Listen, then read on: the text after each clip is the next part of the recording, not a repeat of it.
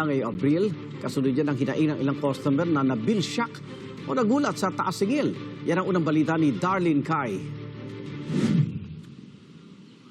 Sa init ng panahon ngayon, aminado si Hazel na mas madalas naka-on ang kanilang nag-iisang aircon. Pero tiwala siyang pareho lang ang konsumo niya ng kuryente ngayong buwan gaya noong Abril ng nakaraang taon. Kaya laking gulat niya pagdating ng bill, 7,013 pesos ang singil kumpara sa 5,560 noong nakaraang buwan.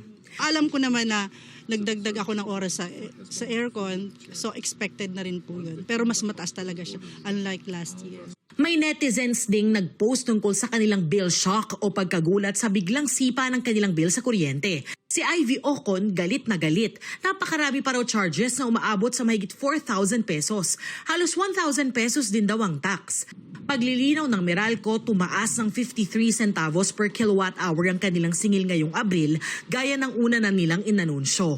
Sabi ng Meralco, dahil ito sa paglaki ng generation charge na epekto ng mahinang piso kontra dolyar at hindi pa kasama ang epekto ng krisis sa langis bunsod ng gera sa Middle East. Tumaas yung presyo ng gas plant. So ito pinagkukunan natin ng supply, nag-reflect sila ng increase kasi bumaba din yung pera natin kumpara sa benchmark na US dollar. Natural din daw na tumaas ang bill tuwing tag-init dahil lumalakas din ang konsumo sa kuryente.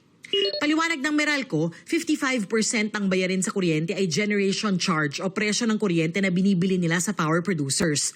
10.1% ang transmission charge na ibinabayad sa National Grid Corporation of the Philippines para sa pagdaloy ng kuryente mula sa mga planta patungo sa distribution system. 17.5% ang distribution charge. Ito raw ang napupunta sa Meralco bilang bayad sa paggawa, operasyon at maintenance, 11.7% ang buwis. 5.7% naman ang iba pang singil. Paglilinaw din ng Meralco, gobyerno ang nagtatakda at kumukuha ng pass-through charges at subsidies para sa senior citizens at 4-piece beneficiaries. Ang lifeline rate ay ang subsidiya na binibigay sa mga 4-piece yung qualified. Ayon sa Republic Act 11552 o yung expanded lifeline rate law, equivalent ito sa 1 centavo per kilowatt hour. Wala pang pagtaya kung magkakaroon ng pagbabago sa singil para sa Mayo. Pero inaasahang makaaapekto ang karagdagang 23 centavos refund para sa residential customers,